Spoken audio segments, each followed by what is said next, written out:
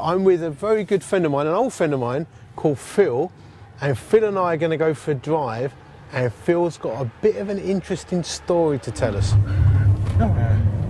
So you can't even wheel spin off of a gravel drive? I didn't want to wheel spin, I don't want to race. You tried, but you couldn't manage it. I didn't. You did.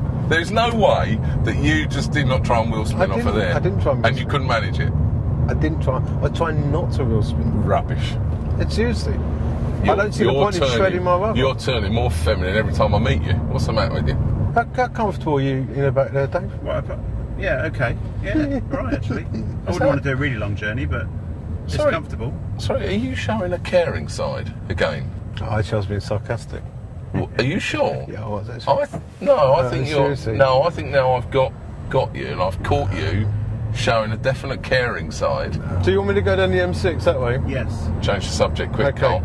So, Phil. Quick, change the subject. You're in the. you're a police officer. Tell us about your career. You know, I started off in the Met in London, then I went to Essex, and then just as I was going to decide to go back to London and stay as a uniform constable, an opportunity came for me to go on a CID attachment, which I'd never thought about doing before.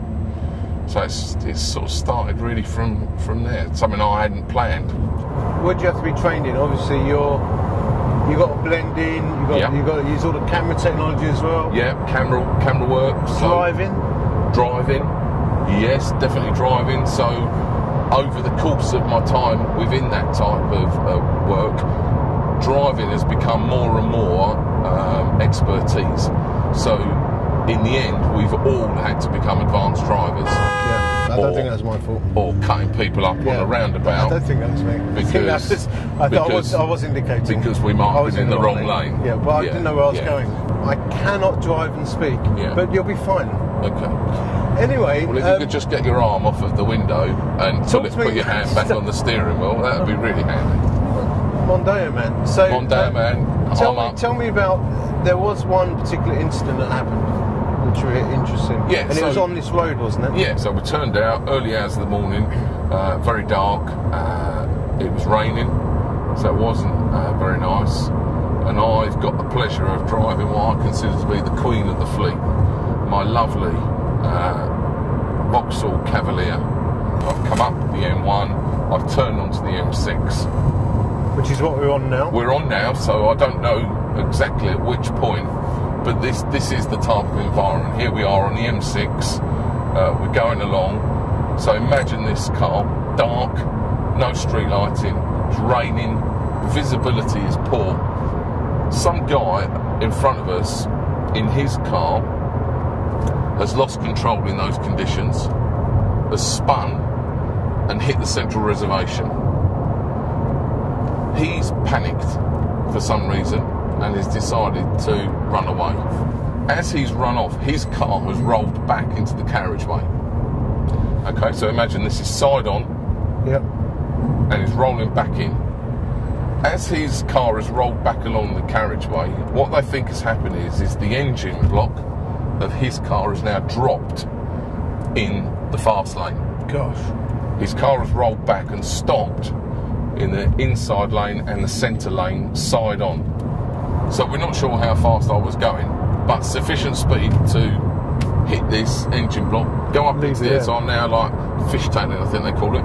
People coming the other way can see the underside of my car. They think I've hit the ground, spun, hit the central reservation, and then come to rest further along down the road. And then two other cars that have also now come through, a Calibra, and I think the other one was a Nissan, have done the same thing as I've done, and they've smacked into me while I'm sitting there. So you've got two scenes. You've got the initial scene and now my scene further on. And obviously now my mates are still trying to catch up. So they're all coming along and suddenly they've come across this accident. They've recognised my car.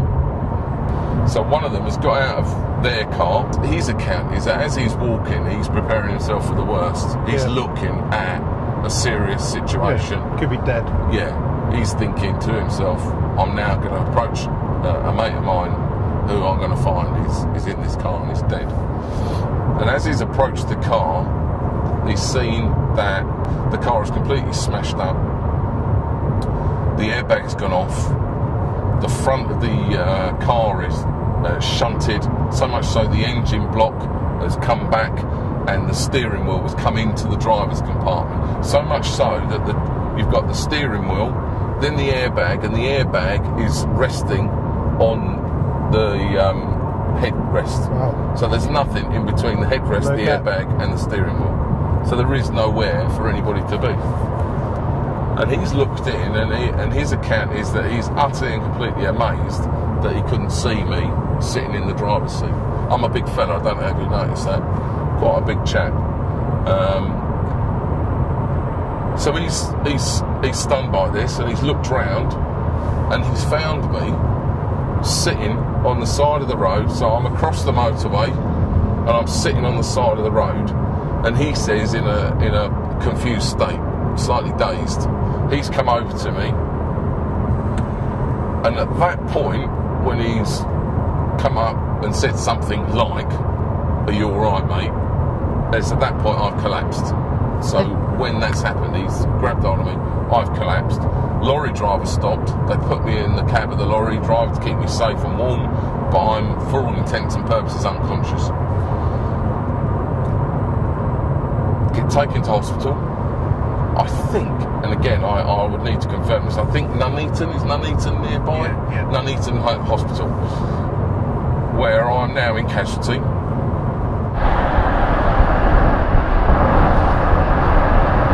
Do you think I've been examining your driving since we've left? Yes. But can I just add a caveat for the camera here? Yes. I think I'm much better on a motorbike than I am in a car. Oh, I see. Yeah. So you've So taken... I'm here to learn, you know, that's good. Just keep both hands on the wheel at some stage. Does this mean, more importantly... And probably not drive so close to the car in front as well at these speeds. Just a little technical point. And face the front. I don't know why you're looking at the fella in the back, because if you face the front and allow a bit of time in between us and the car in front, if he suddenly puts his brakes on, we'll have enough time to stop. Is that all right? Yeah. Okay. Although, can I just add something else here? That, you know, you're using glasses now to read. Yeah. Well, I did note that earlier. Yeah. I do need glasses for distance, and I left them at home. Oh, right. But So we're driving along on the motorway in a car, not a motorbike. I mean, I don't think it's a legal issue. And you're now telling me that you can't actually see very far. Well, far enough. Far enough for what? But it's not. I know. Again, I've got different memories of it. It's not like suddenly you then come out of it and you're back. I kept falling back into it.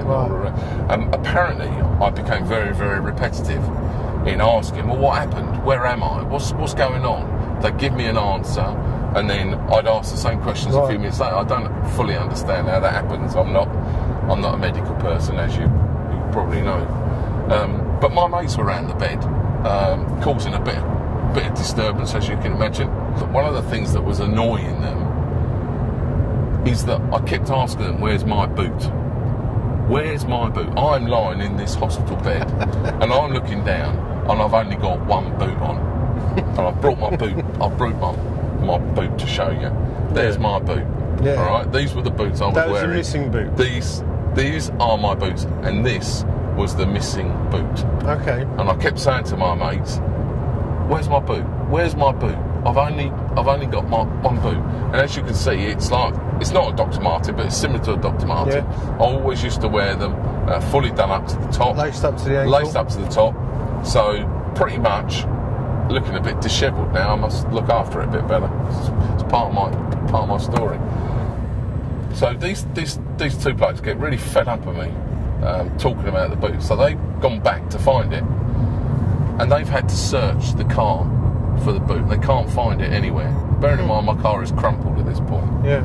So they've gone back to the scene of that? To the scene, yeah. All right. Because they're fed up. I'm still talking about it. And what they decided to do is, right, well, it must be in here. So one of them gets in the back, looks under my seat, and under my seat, my boot was wedged.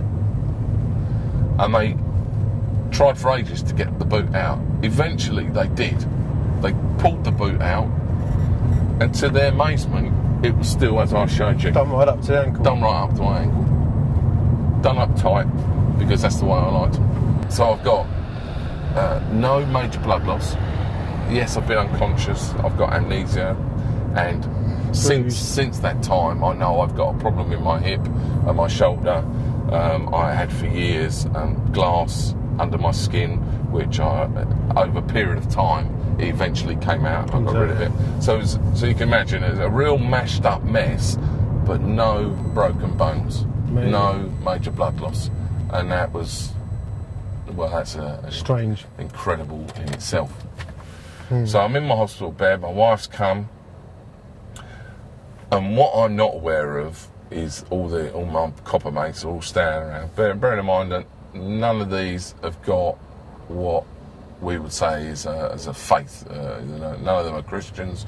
None of them got any sort of belief. So they're standing around. We're just waiting to see what's happening next, really. And my wife has literally just arrived, and the doors open, automatic doors, psh, psh, and then they close. Psh, psh. Nobody comes in, and nobody goes out. And one of my mates standing outside.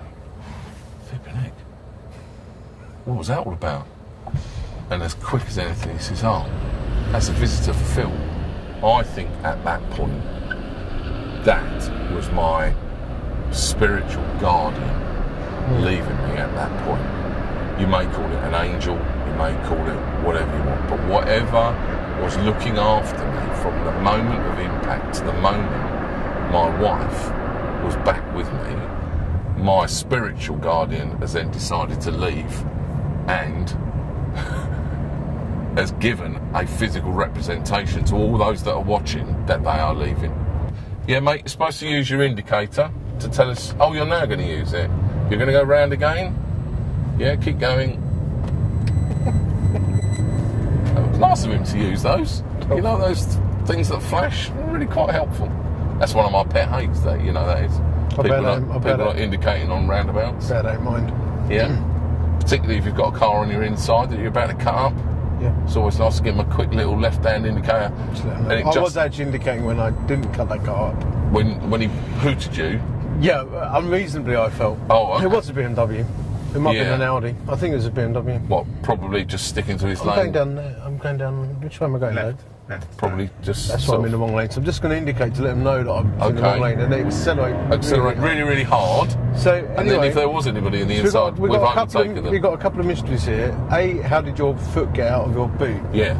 So I'm thinking that if all the impact, so you can imagine now, like you see, suddenly all the impact is coming in. So And how did you get out? I don't know. How did you get out of the car? So I've got the fact that something very powerful pulled me out of the car. Something left me at the hospital when my soulmate arrived. And various other things start to say to me at that point, it wasn't my time to die. I had a guardian angel, possibly, I think, two, because I'm a big bloke, and I like the thought of me having two, pulling me out on that day. I know that some people that listen to this story or hear me saying this can't quite get their head around it, and I'm not trying to convince you. I'm just sharing it as I see it, and I would ask anybody just to make what they want to make of it, and if it provokes or promotes questions in their own mind, get your own answers, and I'd love to talk to them about it, but not because I want to tell them they're right or I'm wrong, nothing like that. Just have it as something that might challenge the way you think about things. Why do certain things happen? And on that day, at that moment, it wasn't my time. I don't know the answer to all the questions. Some of those, that's better. That was a wheel spin. I was trying not to do that. You were trying not to wheel spin, and Seriously? You did? Yeah. Where have we gone with all this? Because it's a very powerful car with the same size as a Prius. Right. Okay, so was that not deliberate. Is that what wasn't you're saying? deliberate. Oh, okay. But it makes you feel a bit more manly? No, I don't define spin. my masculinity by the ability to make my tyres squeak. Oh, okay. Because you've got a feminine side, yeah? No, I'm just secure. We're all secure, brother, aren't we?